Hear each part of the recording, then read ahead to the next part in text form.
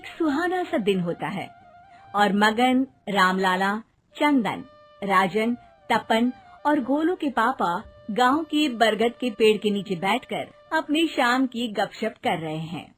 अरे रामलाला और चंदन, तुम्हारी फसल कैसी चल रही है इस साल? अरे बंधु क्या बताएं, बारिश ने तो परेशान कर रखा है। सही बात, बारिश की कमी ने दिमाग खराब कर दिया है। सरपंच गांव वालों के लिए एक खबर लेकर आता है। अच्छा मेरे गांव के भाइयों, सुनो जरा, हमारी सरकार ने किसानों के लिए शहर में एक सेमिनार का आयोजन किया है, जिसमें वो खेतों के बारे में और भी कुछ जानकारी देंगे। तो मुझे लगता है कि हमें वहाँ जाना चाहिए। सरपंच जी, मेरे खेतों में कीड़ों ने परेशान कर दिया है, उसके लिए कुछ जानकारी मिलेगी क्या? बिल्कुल, तुम्हारे खेतों के बारे में तुम्हें सारी जानकारी देंगे वो लोग। तुम तीनों को जाना चाहिए, बहुत फायदा होगा तुम्हें उससे। ये कहकर सरपंच वहाँ से चला जाता है और तीनों सोचते हैं कि वो शाम के वक्त मैदान पर मिलेंगे और वहीं से रवाना हो जाएंगे। तीनों दोस्त मैदान पर मिलते हैं और जैसे ही निकलना शुरू करते हैं तभी एक बांसुरी की आवाज सुनकर वो भी उसी ओर सम्मोहित स्थिति में चलना शुरू कर देते हैं। कुछ बच्चे हर बार की तरह अपना दोपहर का फुटबॉल का गेम खेल रहे हैं। पकड़ लिया, पकड़ के दिखा मुझे, इतना भी नहीं कर सकता। अच्छा, कितना भागेगा? आखिरकार तो मेरी पकड़ में आ ही जाएगा।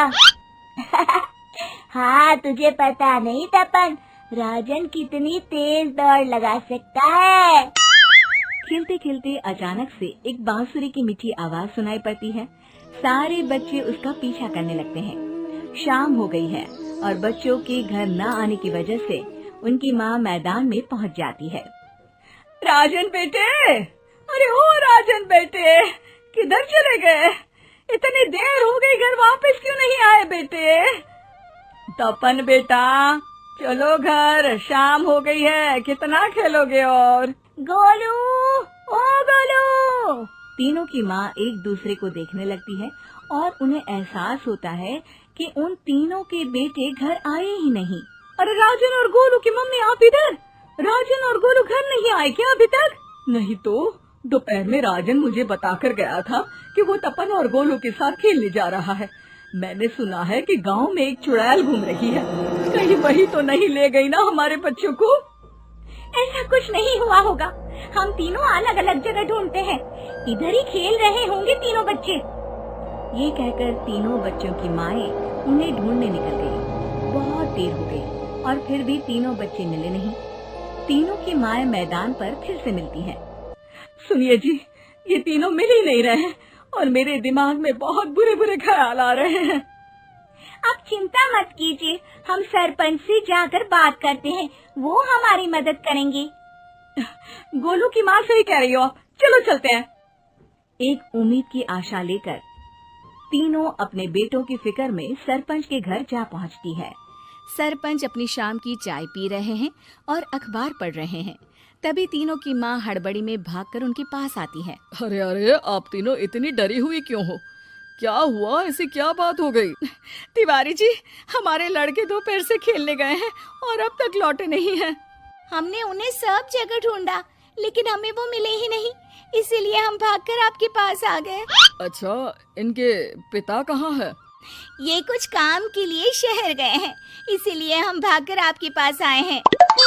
हाँ, मैं उसके बारे में भूल ही गया था।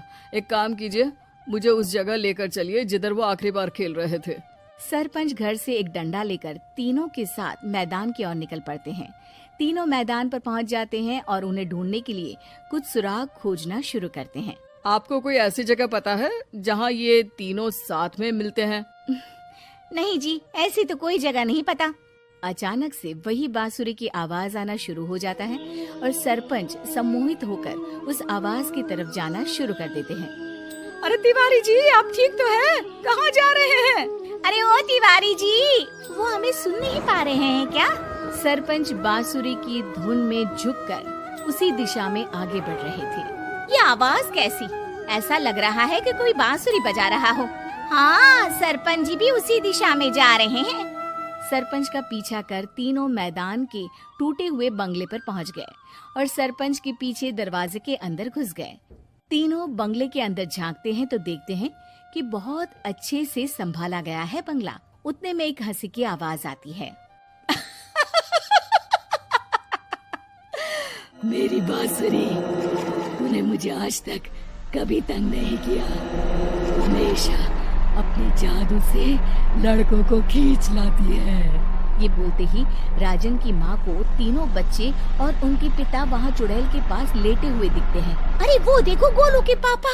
अरे रे। अरे गोलू की माँ, अब चुप रहिए ना जरा। उस चुड़ैल ने देख लिया तो हम भी फंस जाएंगे। इन्हें बचाएगा कौन? लगता है ये शहर गए ही नहीं और इस चुड़ैल ने इन सबको भी यही बुला लिया है। अब हमें इन्हें छुड़ाना होगा। एक काम करते हैं। राजन की मम्मी गोलू और तपन की मम्मी को एक प्लान बताती है। बिल्कुल सही कह रही हो राजन की मम्मी। चलो आज इस चुड़ैल को मजा चखाते हैं। तीनों माएं अपने छुपने की जगह से बाहर निकलती हैं और एक्टिंग करना शुरू कर देती है। ये तो बढ़िया है। अब इसका असर औरतों पर भी हो रहा है। वाह जी वाह। तीनों माएं चुड़ैल की थोड़ा करीब आती हैं। राजन और गोलू की माँ चुड़ैल को पकड़ लेते हैं और तपन की माँ बांसुरी हाथ से पकड़कर तोड़ देती है। अरे पागल औरत, ये क्या कर दिया? मेरी बांसुरी को तोड़ दिया। अब मेरी शक्तियाँ खत्म हो जाएगी। तुम्हें तो अरे तुझे क्या लगा चुड़ैल कहीं की हमारे बच्चों को और पतियों को हाथ लगाएगी तू? बांसुरी टूटने की वजह से चुड़ैल खाक होकर गायब हो जाती है और सारे लोगों की आंख खुल जाती है। सब अपने परिवार को लेकर उस बंगले से बाहर निकल जाते हैं। परिवर्तन संसार का नियम है, हमें भी समय के साथ चलना चाहिए। उम्मीद है कि आपको हमारी ये कहानी पसंद आई होगी। कृपया हमारे चैनल को सब्सक्राइब करें और सभी अपडेट्स के लिए बेल आइकन जरूर क्लिक करें। और हाँ, वीडियो लाइक और शेयर करना मत भूलिएगा। Bye bye.